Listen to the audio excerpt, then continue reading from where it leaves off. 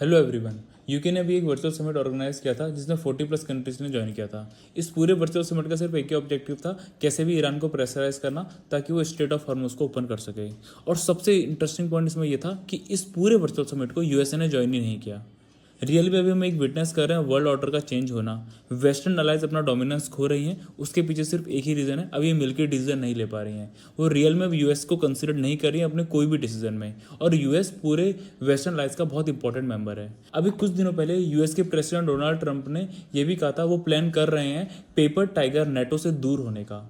आखिर ऑब्जेक्टिव क्या था इस वर्चुअल मीटिंग का? ये पूरी जो वर्चुअल मीटिंग हुई थी, इससे ये लोग क्या साबित करना चाहते थे? सबसे पहला ये दिखाना चाहते थे कि मेजोरिटी ऑफ द कंट्रीज क्या सोचती हैं इस वॉर के बारे में, क्योंकि ये कलेक्टिवली अपना थॉट प्रेजेंट करना चाहते थे वर्ल्ड के सामने कि इसके पॉसिबल सॉल्यूशन क्या हो सकते हैं। सेकंड नंबर में वो साफ साफ बताना चाहते थे कि प्रायोरिटी करो कि diplomacy over the military forces. वो यूएसए को साफ बताना चाहते थे जो आपने मिलिट्री एग्रेशन कर रखा है ये सही तरीका नहीं है, आपको एक डिप्लोमेटिक चैनल ढूंढना ही पड़ेगा इस पूरी चीज़ को ख़त्म करने के लिए। फ्रांस के प्रेसिडेंट इमैनुअल मैक्रोन ने तो यहाँ तक का कह दिया था ये पूरा का पूरा अनरियलिस्टिक है रीओपन करना straight of Hormuz through the military action. Third point है सारी कंट्रीज ये प्लान कर रही हैं हमें यूएन की हेल्प से सैंक्शन लगाने चाहिए ईरान के ऊपर ताकि उसे हम प्रेशराइज कर पाएं और वो ओपन करे स्ट्रेट ऑफ हॉर्मुज को। फोर्थ पॉइंट है वर्ल्ड के जो 70 से 80% ऑफ द ट्रेड होते हैं वो वाया सी रूट होते हैं, तो अगर इन सी रूट में हल्का सा भी डिस्टर्बेंस आता है तो ये पूरे वर्ल्ड की इकोनॉमी में इम्पैक्ट करते हैं। तो हमें ये इंश्योर करना चाहिए और रिस्टोर करना चाहिए safe transit and freedom of navigation को। एंड फिफ्थ पॉइंट है हमें वर्क करना चाहिए इंटरनेशनल मैरीटाइम ऑर्गेनाइजेशन के साथ ताकि हम सेफली और सिक्योरली अपने शिप को ट्रांसफर कर पाएं from point A to point B. International maritime organization है क्या? ये एक यूएन की एजेंसी है जो इंश्योर करती है सेफ्टी और सिक्योरिटी ऑफ एनी शिप। जब एक शिप ए पॉइंट से बी पॉइंट में जाता है वो कौन सा रूट लेगा, उसके क्या क्या गाइडलाइंस रहेंगे, वो कितना पॉल्यूशन कर सकता है, ये सारे जो रूल रेगुलेशन और इसकी सिक्योरिटी हर चीज़ मेंटेन होती है वाया इंटरनेशनल मैरीटाइम ऑर्गेनाइजेशन से। जो पूरी वर्चुअल समिट हुई इसमें सबसे इंटरेस्टिंग चीज़ थी और सबसे अजीब चीज़ थी वो यूएसए का इसे ज्वाइन ना करना।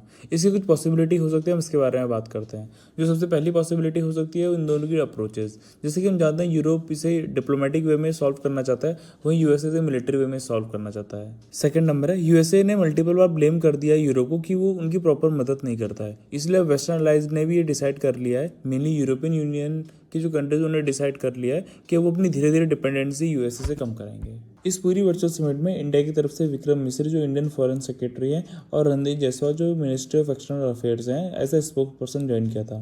जैसा कि हम सब जानते हैं इंडिया में अराउंड 50% ऑयल इसी स्ट्रेट ऑफ हॉर्मुज से पास होता है, तो हमारे लिए इसका फ्री रहना बहुत इंपॉर्टेंट है। और अभी करंटली ये चौक है तो हमारे लिए एनर्जी सिक्योरिटी वाली पॉइंट है, तो हमने ये पॉइंट वहाँ पे भी रखा और बोला कि इसको ओपन करने के लिए हमें हाई प्रायोरिटी पे कुछ डिसीजन लेने चाहिए।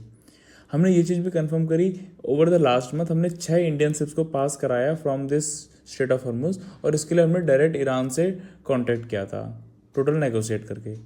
हमने ये चीज़ भी इंश्योर करी है जो भी हमारे शिप पास होंगे फ्रॉम स्ट्रेट ऑफ हॉर्मुज ये सिक्योरली इंडिया तक आ पाएँ, इसके लिए हमने प्रॉपर इंडियन वॉरशिप भी डिप्लॉय करा रख सके अंडर द ऑपरेशन संकल्प। ये जो ऑपरेशन संकल्प है ये 2019 में हमने लॉन्च किया था। इसका मेन ऑब्जेक्टिव है जो भी शिप्स हमारी समुद्र में जाएंगी उसे सेफली और सिक्योरली हम अपने इंडिया तक पहुंचा सकें और इंडियन नेवी उसमें प्रॉपर हेल्प करेगी। इस क्रिटिकल टाइम में जैसे कि हम जानते हैं मैक्सिमम कंट्रीज़ की इकोनॉमी सफ़र कर रही है, तो हमने अपने नेबर्स की भी प्रॉपर हेल्प करी है जैसे बांग्लादेश, नेपाल, भूटान एंड श्रीलंका। और करंटली अभी एक रिक्वेस्ट आई है from the Maldives for the oil, हम करंटली उसकी रिक्वेस्ट रिव्यू में है, हम जल्दी हम उसे भी ऑयल प्रोवाइड करेंगे एज पर देयर नीड। जैसा कि आप सब जानते हैं अभी पूरे वर्ल्ड में इकोनॉमिक क्राइसिस आ रखा है, हर कंट्री सफ़र कर रही है इस स्ट्रेट ऑफ हॉर्मुज के चौक होने की वजह से।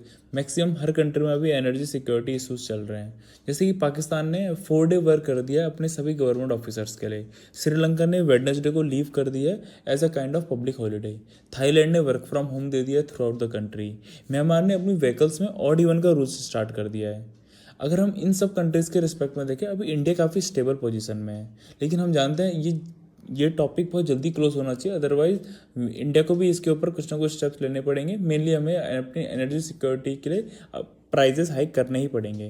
लेकिन अभी तक इंडिया ने इसके प्राइस हाइक क्यों नहीं करे, इसका सबसे बड़ा रीज़न है इंडिया ऑलरेडी हम बहुत हाई टैक्स लगा के रखता था इस चीज़ में। लेकिन ये अच्छी बात है गवर्नमेंट इस प्रॉब्लम को समझ रही है और अभी के लिए उसने टैक्सेस कम कर दिए हैं ना कि ऑयल प्राइस बढ़ाया है। लेकिन लेट्स सी आगे क्या होता है। Okay, thank you.